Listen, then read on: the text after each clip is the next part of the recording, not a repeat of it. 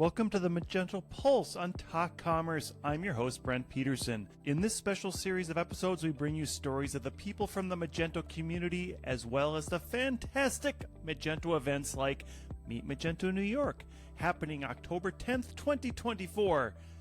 For more information, go to meetmagentonyc.com. Today's episode is proudly sponsored by Content in Commerce from contentbasis.io. Discover how your content can build free traffic for your e-commerce store by visiting contentbasis.io. Stay tuned as we dive into the latest in the world of Magento. For more information about Meet Magentos, click on the QR code in the video or go to tlk.fm/mm24nyc. Thank you.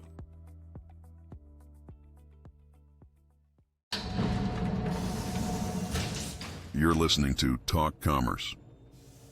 Subscribe and download at talk-commerce.com. Welcome to this special community edition of Talk Commerce. Today I have Jisse Reitsma from calling in fresh from the Netherlands. Jisse, please do an introduction for yourself. Tell us your day-to-day role. Eurio is your company. Tell us one of your passions in life. So you told me that the first thing that we're going to do is that you tell a joke. No, that comes after your introduction. Okay. No, this is not the joke yet. Sorry. Thank you, Brent. Yeah, so my name is Jisse Reitsma from the Netherlands, and I own a little company, Eurio. And for some time, I've been developing extensions also with Eurio, but I have to admit that it's a little bit on a lower pace. But I started to do trainings already way back in with Magento 1 even. And then I started to do the same thing with Magento 2, and I'm still doing that thanks to Hufa and MageOS and all of the fresh involvements. But yeah, doing my thing. Good. And you are going to tell us a passion that you have in life? Well, in preparation of this, we talked about my family, and I have to admit that I became dad 2.5 months ago of a fresh-born son called Abel. So that's the biblical name. I'm not sure how you pronounce that in English. Abel, yeah. So, and we're not that biblical, but it's just a beautiful name on its own. And since then, family's back on the agenda, and I really love my daughter Sophie and son Abel, and of course my wife Susan, who's not your Susan, by the way. Yeah, but, I have my own Susan. Yeah, everybody needs a Susan. Everybody needs a Susan. There you go. Abel and Abel. I like Abel sounds better. Yeah. And tell me your daughter's name again. I'm sorry. Sophie. Yes. Yeah. That's great. And that is a very good passion and very well said. Thank you. All right. So before we do get started, and I would like to talk a little bit about the Magento community and MageOS, and I've had a realization or come to whatever. Epiphany. Yes. Yeah. Good. But let me do the joke and we'll get that out of the way and then we'll start talking. Here we go. So all you have to do is react to the joke, because I know that you put on this great conference called Reacticon, and I haven't been to the conference, but I thought the conference was all about you just doing different hand gestures and see how people react to them. Right? Is that correct? This is not the joke. No. I'm trying to get an idea of what your conference is about. Okay. No, it's not. Yeah, for sure. Yeah. So the conference is only about how people react to different hand gestures that you do, because you were doing this earlier. Yeah, and then actually the conference is really about seeing the reaction on their faces. Yeah. Good. Yeah. Okay. So I got it right. Here we go. So I'm going to tell you a joke. Here we go. My kids put together a PowerPoint presentation explaining why we should go to the water park. It had several slides. Nice. Okay. Well. Anything? Well, nice joke. Nothing. Is my sound off? Or did you? No, I hear off? you. Okay. Yeah. No, I like the joke. Thank you. I replaced my rooster with a duck. Now I wake up at the quack of dawn. Okay. Is that any better? Should we stop? No, yeah, please. Please stop. No, please stop. Yeah, no, but I love these little jokes. But I have to admit that well, no, I don't know those jokes anymore that I didn't get. But in the past, you told me a couple of times those jokes that really require you to know the proper English words and all of their double meaning or whatever. And then it's getting a little bit harder. But I get the quacks and the slides and no. Because I know you, I'll tell you one more. And I tripped over my wife's bra. It was a booby trap. Okay. Nice. The stupid thing is, if I want to translate this to Dutch, I can't. It's just yeah. Well, maybe I'll try. No. I'll use AI to do that. All right. So I do. So in our green room, we kind of prepped it with the state of the Magento community. I've been very prolific, if I could say. There hasn't been a lot of people writing about the Magento community. There hasn't been a lot of anything happening except for Meet Magentos. Yeah. And I think one thing is that, but I will say that there has been a resurgence of the Magento community, especially in Europe, around the Hufa theme that has brought a lot of energy back into things. And I think one thing that I've experienced is a different outlook of how it feels here in the U.S. compared to how I'm sure it feels in Europe. So I wanted to get your kind of take on that. And then the second part of what I would like to speak to later on is MageOS and how that is going to help energize Magento open source. But I do want to get your perspective on the Magento community and how you feel it is right now. Yeah. Well, I personally have to admit that in my personal life, a couple of things happened. I became dad, and now of a second. And before that, COVID happened. And since COVID, we actually didn't meet in person anymore. So I think the last time that we met in person was in Austin at Mage Titans Austin's that you organized. And I think that's actually maybe the same for some more people. Definitely also when the Adobe takeover kicked in. So still a couple of Dutchies they went over to the US to attend Adobe Summit and etc. But I think a large portion just said, well, let's focus maybe on Europe first to see what happens now in Europe. And besides that, a lot of people just stopped traveling altogether. So yeah, I think since COVID, but also since the merger basically just came up more and more. The ecosystem might have been split a little bit between Europe and the US again.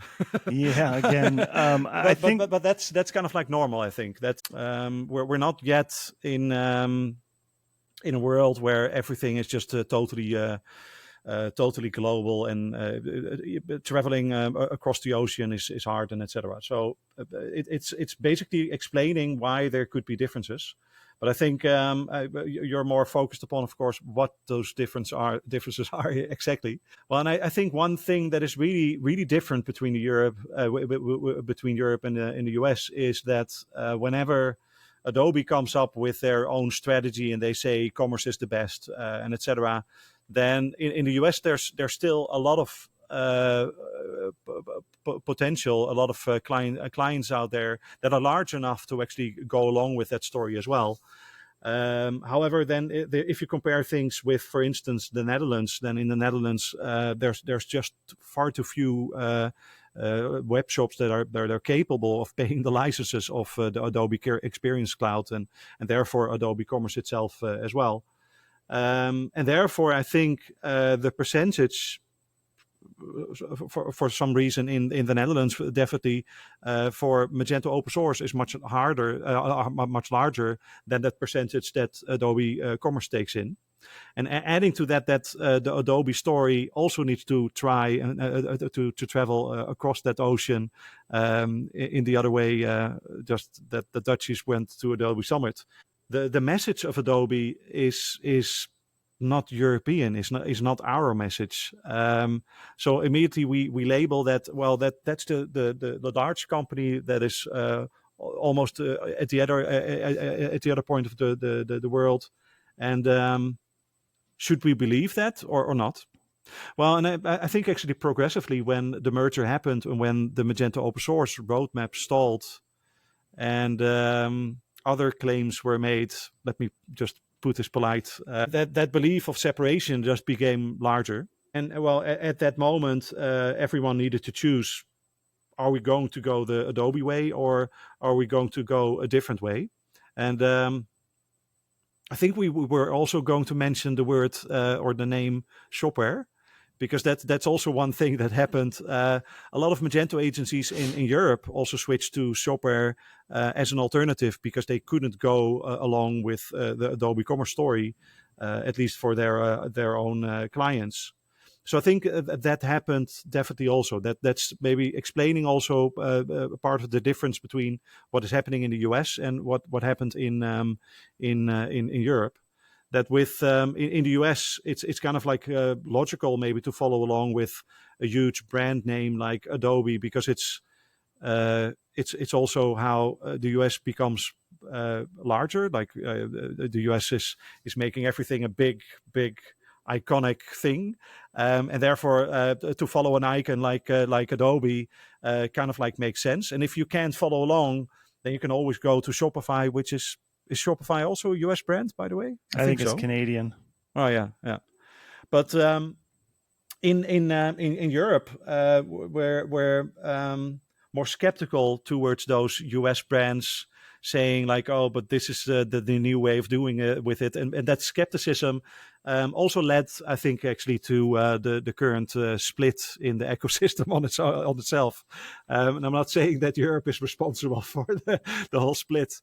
It's more that it's explaining maybe the different attitude in things. Well, yeah, I want to dig into what you said a little earlier about the Adobe's message is not the European message, and I think that we all recognize that Adobe has gone upstream with the messaging around Magento, around Adobe Commerce, and that there is no messaging anymore for medium-sized businesses. It's all about enterprise businesses. No, yeah, and that's it for the practical part, of course. Like if you need to pick a Magento-like product for a customer that is not able to afford the license of Adobe Commerce, then well, you need to choose Magento open source.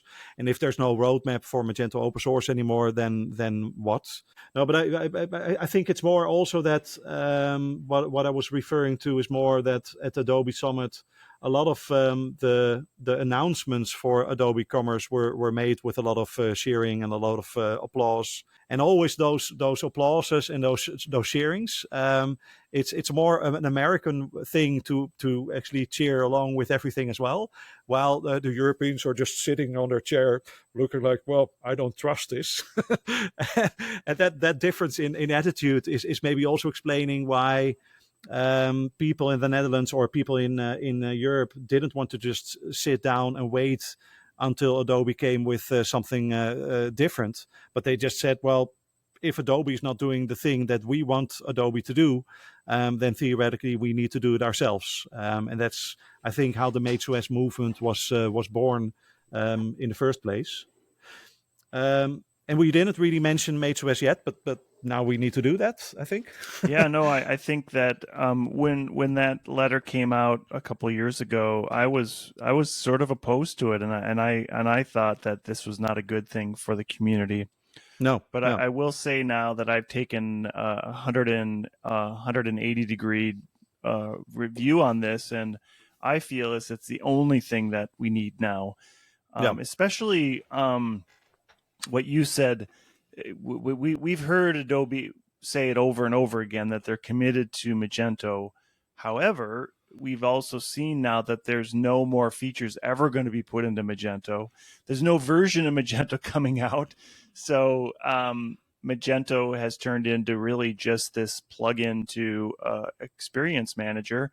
that is slowly getting eaten up by SaaS microservices. Or, I mean, Yeah. now that I saw there's Adobe Catalog, right, which can replace your Magento catalog. Yeah. So there's going to be little pieces that I feel that are going to start picking away at what Magento is.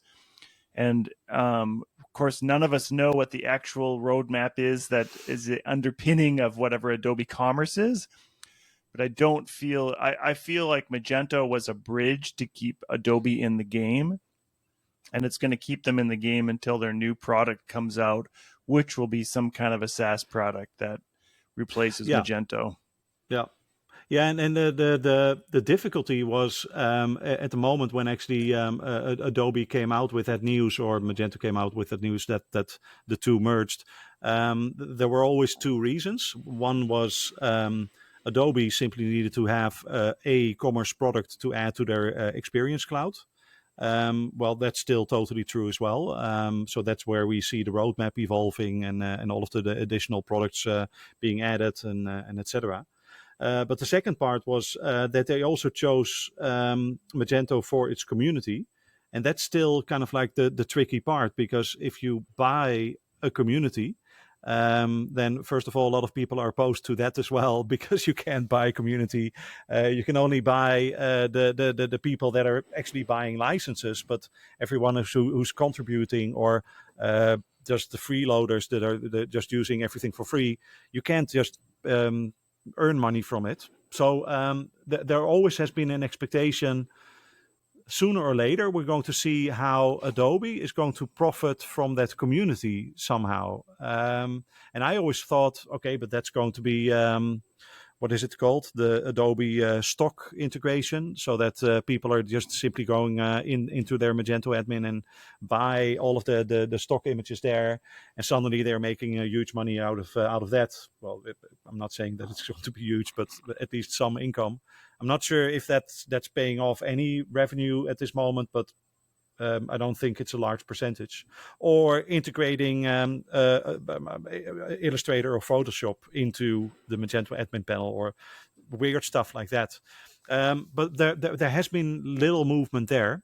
The only movement was basically on the commerce part, on the integration with the Experience Cloud. So I think that second reason is still doubtful whether it's actually true. Yeah, we still have Adobe. I mean, the one thing they launched is Adobe Payments. Yeah, that is a plugin, and you can use it in open source. I think the one thing the community has complained a lot about is the fact that a lot of these things that they've produced are only for Adobe Commerce. Like Sensei would be a great example of intelligent artificial intelligence or machine learning that could be bolted into Magento. And what a great way to get a Magento open source person to pay for an Adobe license than allow them to use Adobe Sensei and have licensing costs involved, or even on-demand costs, just like ChatGPT does now. So I think you're right. There's a lot of missed opportunities, and I disagree that Adobe's in it for the community anymore. I don't think that they see the community as an asset at all. I think they see it as sort of an annoying little bug that keeps buzzing around their head, and every once in a while they have to kind of swat it away. Well, there's still this other potential as well, and that's basically just the open source part. That if Adobe Commerce itself is is currently just add-on features on top of Magento open source, plus of course the rest of the Experience Cloud added to that. And that edition is actually the largest part of all. But there's B2B modules, there's all of these add-on modules. And as long as those modules are there and the commerce customers are needing for it, then actually there needs to be a core that also facilitates those modules as well. Because without the core, then those modules could not exist anymore. And as long as that's there, and as long as those modules and those customers that are paying for those modules are earning revenue for Adobe, then they need to have that core vital as well. So in that reasoning, I personally think that they do want the community to pick up upon the development of that core altogether. But that's where the confusion actually starts. So if they really wanted to make sure that the community is responsible for the core, then they should have given that community much more autonomy, or Yeah, like I give don't them a know, little so bit more, just to say in what self-governance, or happens. Yeah, yeah. So and that's where actually a couple of the attempts with the Magento Association ended up in a failure. So there was too much talk, but not letting go. And sometimes you need to let go to let something else grow that is not in your own hands, but in somebody else's hands. So if you keep parenting, so that's something I need to learn on a personal level sooner or later. If you're doing too much parenting, then actually that freedom never evolves into something more beautiful. And that's I think where we need to ask ourselves whether Adobe is actually experienced in open source at all. So they did have always a couple of open source projects, but I personally believe that this is the first endeavor where they really try to make sure that the community is actually responsible for maintaining, instead of just a couple of engineers. But that experiment so far is not going too well. yeah. However, but that brings us maybe towards MageOS, and that started off with a letter and then a bigger project. And I talked recently also with Vinay Kopp in preparation of another presentation, and then I asked him, like, could you explain a little bit what the current position would be of MageOS versus Adobe versus the Magento Association, and he explained that it's currently poking the bear. So there's this huge giant, and MageOS has a little stick that picking at the bear or poking at the bear and trying at I don't know, like at the belly and seeing like, hey, does this hurt? And then let's try to propose a license change. And does it hurt there? And slowly they're trying to find out what the real expectations are, but also the real plans are of Adobe, because currently there's not enough transparency to simply tell from whatever Adobe's telling. So there's a lot of confusion still, and I think actually that MageOS, the further they drive up the conflict, is that an expression? Yeah, I mean, But I think I started out by saying I've had this new realization, this epiphany that MageOS now is very important, and I think what's going to happen is that MageOS needs to have a version that has a new feature in it and people can use. And just like Shopware has come out with all these AI features, and they came out with them very quickly. They were in their core right away. And even in their open source version had some AI features in it that Magento has to do, or MageOS has to do the same. Because I think that the biggest thing that now people are going to miss out on in Adobe Commerce is the fact that there is no built-in AI in anything, and they're going to get slowly left behind, and without any vision from leadership. They're leaving it up to the community there's extensions on the marketplace, but nobody, I think I think the perception of marketplace with vendors is that it is something more towards the community and less towards enterprise. Definitely.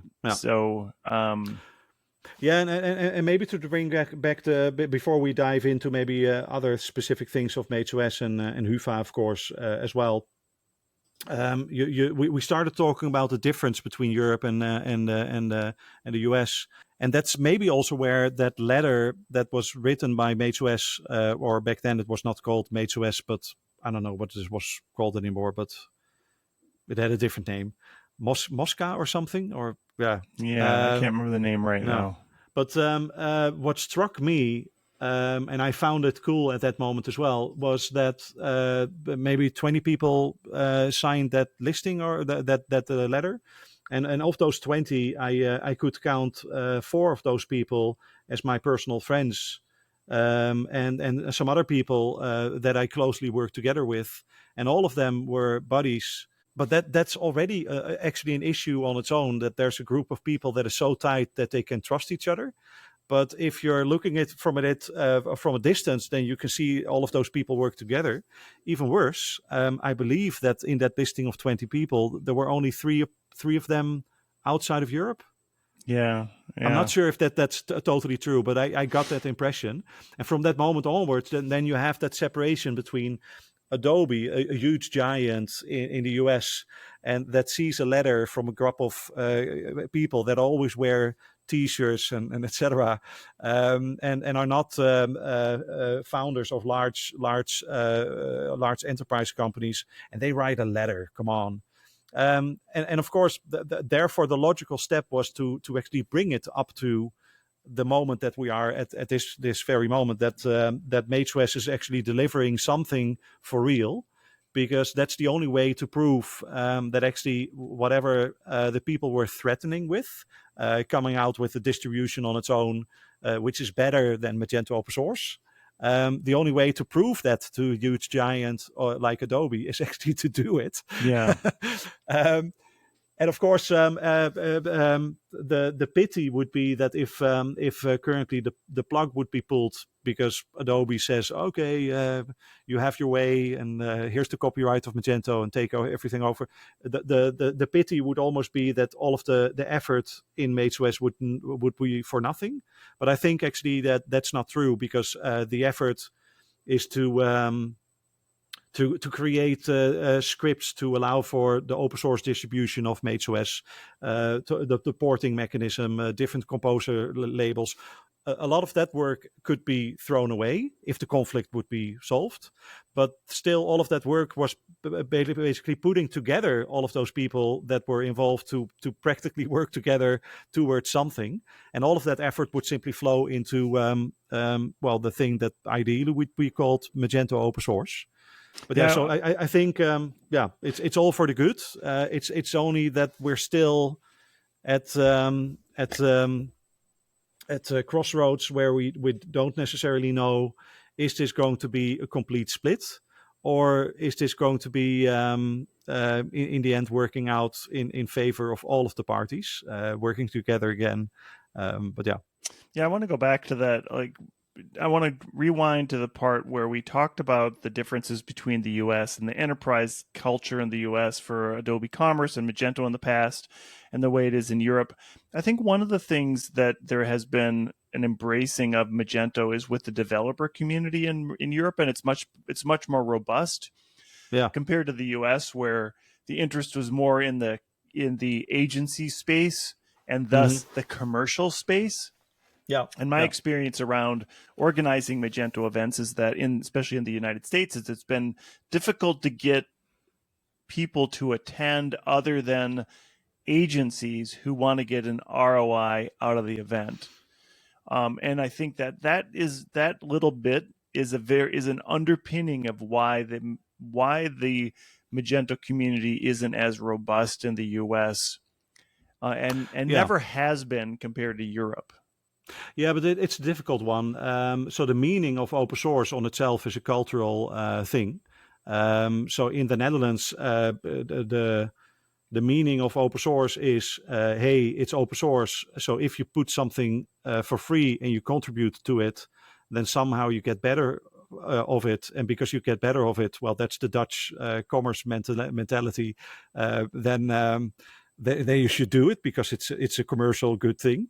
And that's already conflicting with the German attitude towards open source, which is much more, no, we do this for non-profit, and then there's profit, but there's a fine line in between, and you should never, ever cross that line.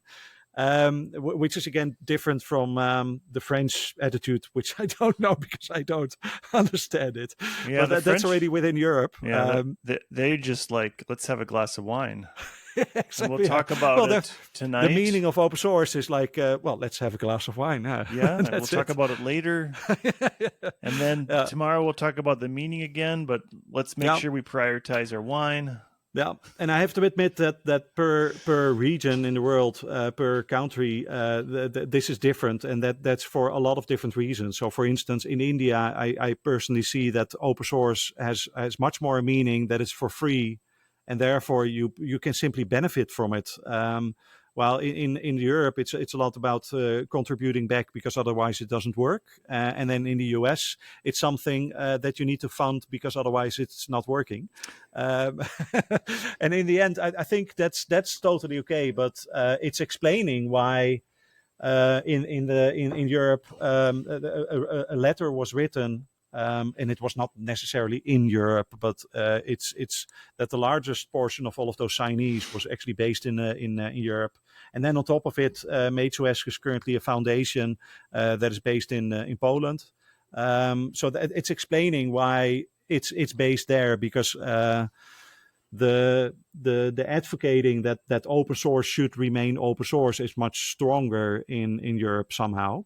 And I think that's just touching upon a lot of reasons, but also one of the things that is explaining why people in Europe have been watching the movement of Adobe with skepticism altogether. While in the US, it's maybe more like, hey, but if another large enterprise takes over an open source community, it's only for the good, because then more funding is available. Yeah, exactly the opposite of this happened. Yeah, but that's more the outcome, because if you look at it, Microsoft is a US based company as well, and they did it in the right way. So it's really depending upon who's doing what at this moment, what the outcome was. But it's at least explaining also why there's a difference between the US and Europe, which always brings up for me also a more difficult point, which is we also started to mention briefly Hufa.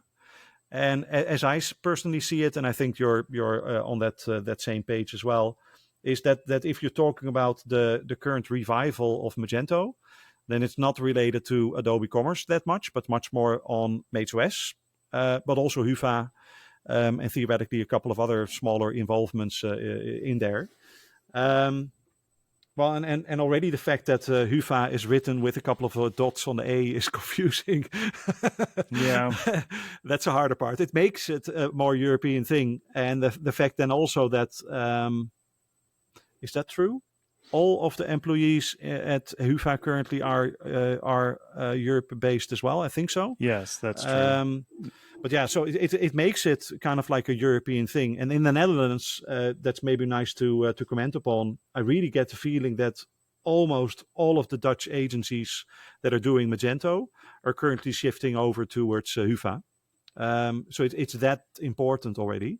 But I don't know about US. I personally believe that in the US, there's a larger portion in the US of Magento agencies that are actually going all the way towards PWA Studio and the headless approach. Yeah, I don't think so. Not sure. I don't think so. I mean, maybe it would be completely custom. I think Hufa is globally kind of the leader in what people are doing. Yeah. I think that, I'll be bold and I'll say that you are bold. Thank you. One thing that Hufa has to do is come up with a community version of Hufa. Maybe it's downsized or something, and it's free and you can run it, and it doesn't have all the features and everything that the full version has. Yeah. And then MageOS has that with everything decoupled, like Luma stripped out and Hufa replaced, and then there's a paid version, or maybe MageOS has Hufa as the free one, but you have to go through the rigmarole of decoupling Luma, and then the paid version of MageOS has Hufa built in with it coming out of the box running without any extras. Well, let's ask the Hufa people if they're up for it. I'm in favor, but I still also think that regardless of what would be nice for the overall community, Hufa is also thriving simply also because they have budget and they have money, and they're slowly competing actually with Adobe Commerce on multiple different levels. And because of that, they need the money. They need to have the funding to allow for that. And if Hufa, its default theme would be free, then there needs to be a portion of the funding from a different angle or different area. Yeah, it's a dichotomy, isn't it? There's a definite there's some tension in there, because the best thing for the community would be that there is a free version of Hufa, but Hufa can't exist without funding. Yeah. Well, and the funny thing is, of course, everyone who's complaining about that Hufa has a paid license is involved in Magento, and most likely somehow involved with the developing web shops where the merchant pays for that web shop with big money. So money talks anyway. And I think actually that fact is one way that I've always sold people that actually that license is not expensive at all. So the Hufa license for the Hufa themes is €1,000. So let's say $1,000. Then actually you could also say that you can get started with Luma as well. But one thing that you, of course, need to do then is make sure that the website is performant and etc. So things like page speed and core web vitals and etc. So that's where Hufa out of the box is fast. But with Luma, you can still spend enough budget on tuning the performance.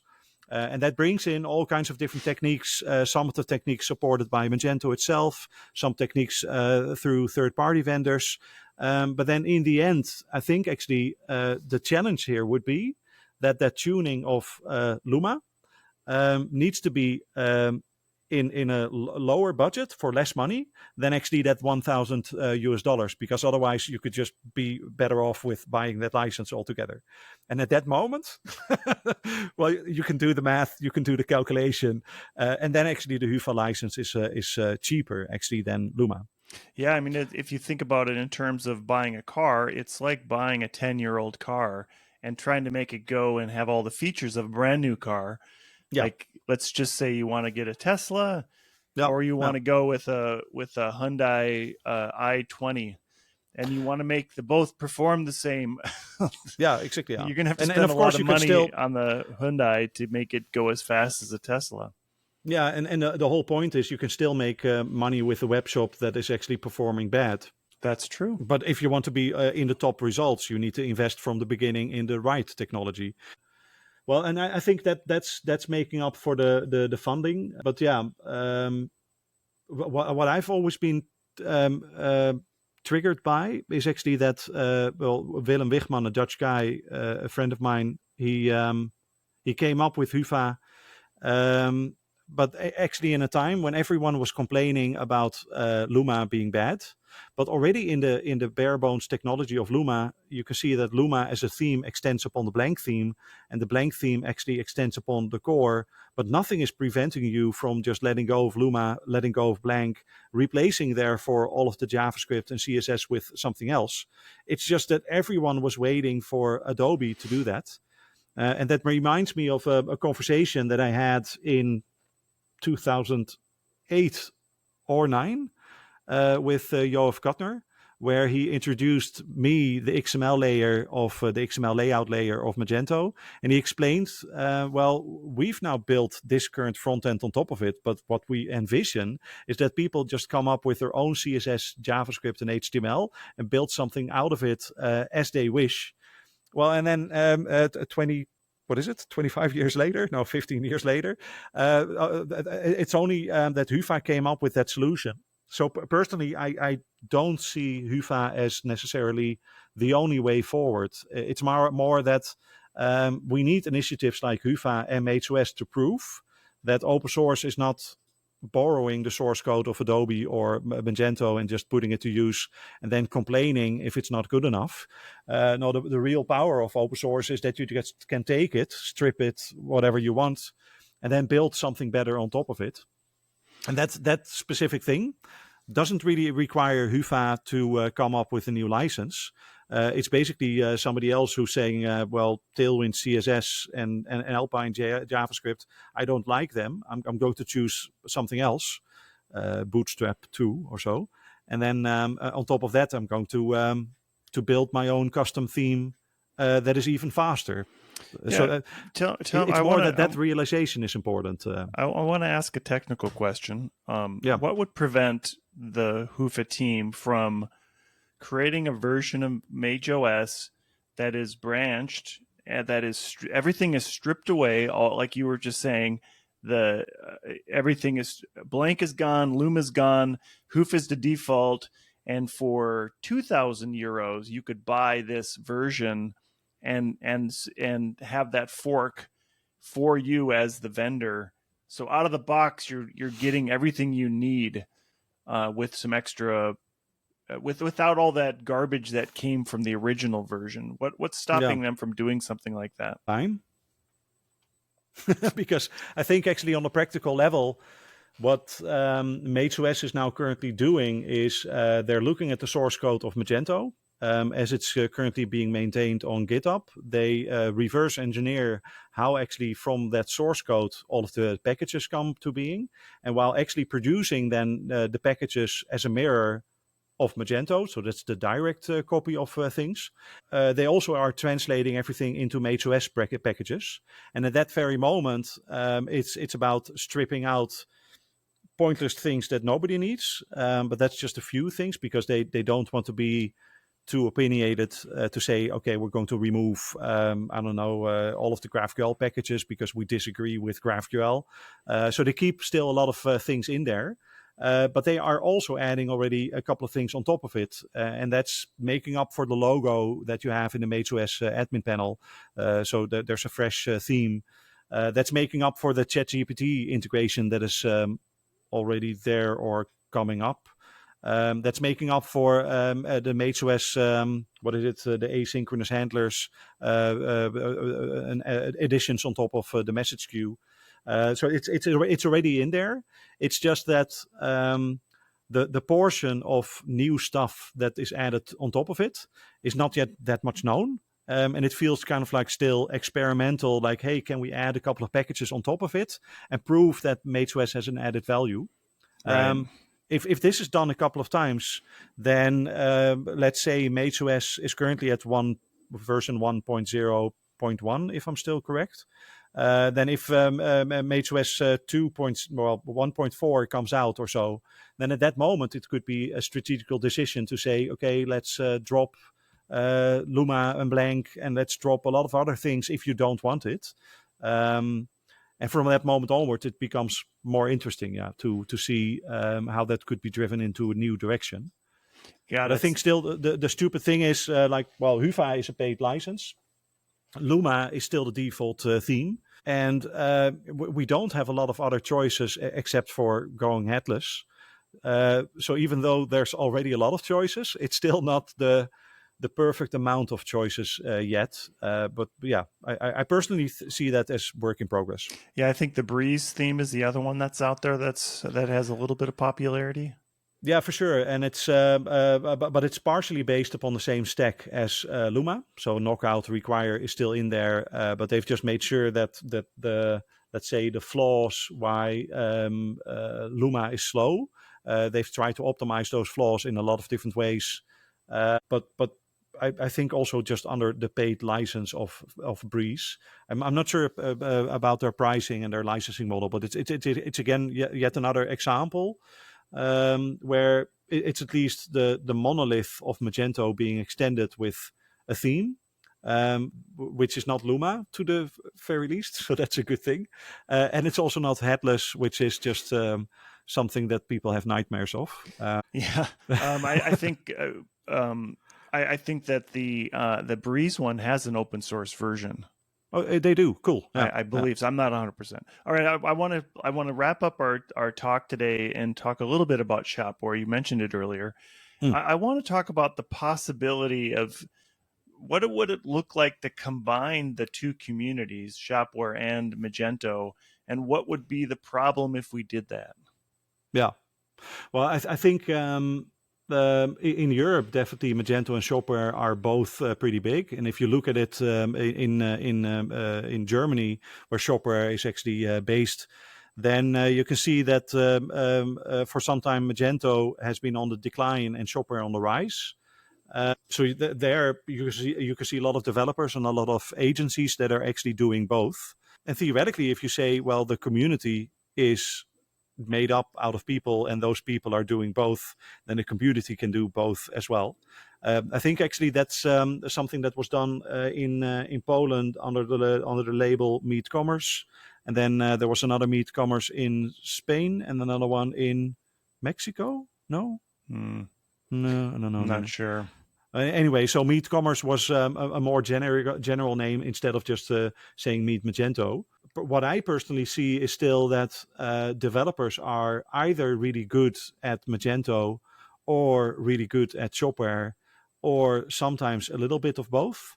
But because it's still two different technologies and extensions are a totally different game, and the architecture is different, it's not that easy that you could say, okay, let's merge the communities all together, or let's merge the communities together as well. It's more that Shopware definitely cleverly hooks into the story that Magento is on a decline because of all of the weird steps that Adobe is taking. But I think actually that now MageOS and Hufa are there. A lot of Magento agencies in the Netherlands that crossed over to Shopware are actually crossing back again because they simply see, hey, but whatever was missing with Luma and etc. Is now back again with Hufa as well. So yeah, I personally see that Magento and Shopware are more ecosystems, each one on their own, but it's never wrong to learn from one and another. But melting the communities together is I think nearly impossible.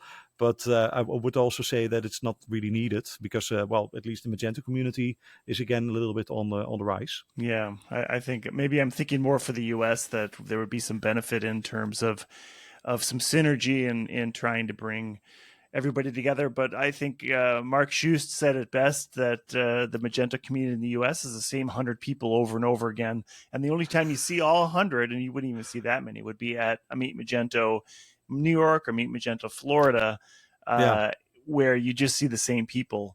And honestly, out of whatever our population is, 320 some million or 300 plus million people, 100 people is not that many people in the U.S. to do that. No, I think I was at Florida. It was mainly Europeans. It had to be at least half Europeans and at Meet Magento Florida. And they all wanted to escape the bad weather in Europe. Yeah, exactly. So the recreational activities around Meet Magento Florida are much more intriguing than the actual event itself. Ravi does a great job, by the way. It was such a great event, cool. And I would say that it is one that you can't miss. I think it's fantastic. He does such a great job, and Meet Magento's that Marcia does in New York, and Ravi's doing Florida. That is sort of like the hook that keeps people engaged. And I think we'll close it out on this. The frustrating part for me, what I hear because I haven't been to a Meet Magento event in Europe since before the pandemic, but what I hear from Adobe at these events is that Adobe's committed to the community. They have this slide where they put the Venn diagram up that says it's two communities, one, or two ecosystems, one. I don't know what they're saying. They're saying there's a split, whatever they're saying. But we hear this, right? But then we don't see anything after that. We don't see any engagement in the community. There's nobody out there speaking about anything. There's nothing that connects the community with Adobe Commercial like there was. And there should be. There should be one person in the entire company that bridges the gap between the community. And right now, my opinion is Adobe is 100% leaning on Magento Association to do that, and I think that's the wrong that's the wrong play. They have to have somebody inside, and we'll call it an evangelist. They should have a evangelist or an ambassador or somebody within Adobe, a community manager. All these terms, I'm just making them up right now. Like I know they didn't exist before today. They should have somebody that does that helps. This was the joke, right? This is they should have somebody within Adobe that is their job to help connect with the community. And honestly, that doesn't have to be just Adobe. It could be Experience Manager plus Adobe Commerce. It could help bridge this larger community. Well, yeah, but personally, I think there's another step before that, and that is that Adobe needs to be more serious about trying to maintain that community as is, because otherwise it's not up to them, but it's more up to the community what happens to the future of both. And that sounds a little bit strange, but if that's I think also where we both are in agreement that if Adobe is not doing anything about the current situation, then the two of Magento Open Source / MageOS and Adobe on the other side, those two are going to be driven further and further apart. And then in the end, that slide about two communities coming together, that's really like a broken thing. So the only way to fix that is to listen to both sides. But I think actually on the Magento Association side and the MageOS side, there's at least people that are really trying their best to make sure that they're listening and open for any kind of opportunity that is there with Adobe itself. But at Adobe, there's also similar people, but those people are actually minor managers. And there's not a official position from Adobe to say, hey, but this person is really important because that's the connection between two worlds. That's kind of like what you say. There needs to be a single position that is important enough instead of just a couple of employees that are just also, by the way, talking to the community as well. It needs to be a strategy on its own to keep the open source project healthy. Absolutely.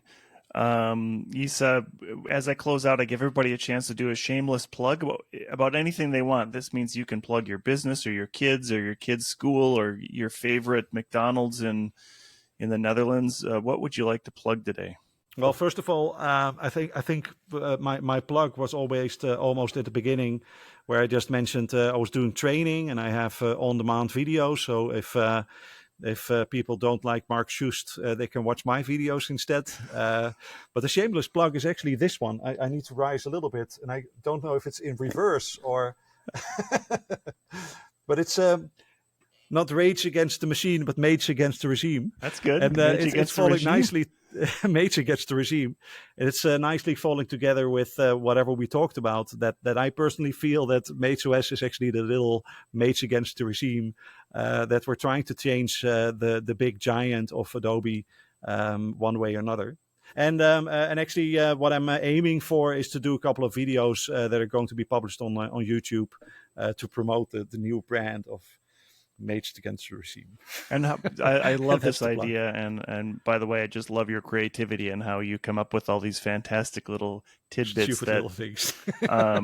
You had some coasters before, Mage Talk, or you had little coasters that were shit talk or something. Oh yeah, talk beer shit. Yeah, and shit. that was actually I'm going to show you. So this is sorry for the light, but you can see there in the back a couple of posters, and those posters are originating from the Mage Test Fest conference. And the Mage Test Fest conference was, Magento, about testing, and it was a fest. And I think because of that fest, anything was basically allowed. So there was a lot of cursing. I'm not a person in favor of cursing, but there needed to be a little bit cursing, like project fuck-ups, and they're being fucked up without testing and stuff like that. So rough undertone, but it was fun to have that. Right, yeah. Good. All right. Well, Jisse. Brent. It's great to speak to you today.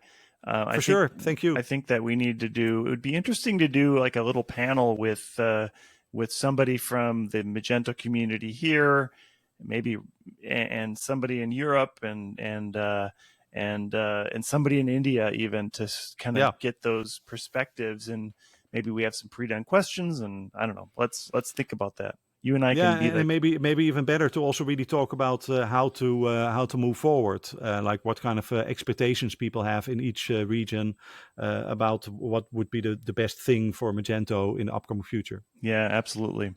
Yes, it's been cool. Yeah, thank you so much. Have a great evening. And thank you so much. Talk Commerce is a production of Content Basis, LLC. For more creative content, go to contentbasis.io.